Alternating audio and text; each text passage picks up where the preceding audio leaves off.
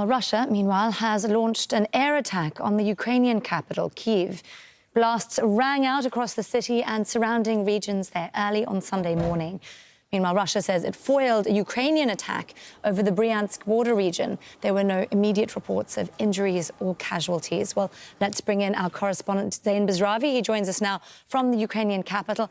Zein, it really sounds like it's been a sleepless night for you all there in Kyiv. That is right. The military has confirmed that at least 33 Iranian-made kamikaze drones were launched from the north of the country, most of them headed for central Kyiv.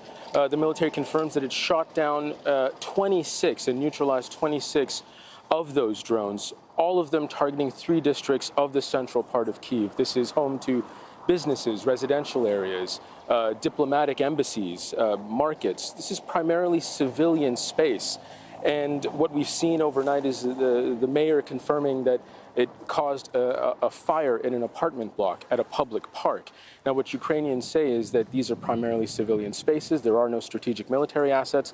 And this is a continuation of a campaign of fear being carried out over the skies of their country. Now, it is not necessarily the most intense aerial campaign we've seen, even in the last few weeks.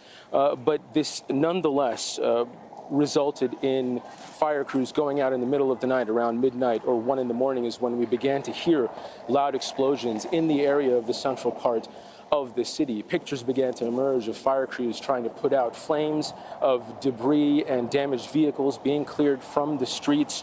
And even though this isn't necessarily one of the most intense aerial campaigns, as I said, it comes on the heels of this G20 summit in which a communique was issued that Ukraine's allies in this conflict said was a success that it happened at all, but Ukraine is condemned as not going far enough in terms of language to criticize Russia and its actions in this country. Zein Basravi there for us live in the Ukrainian capital, Kyiv, with all the latest. Thank you, Zein.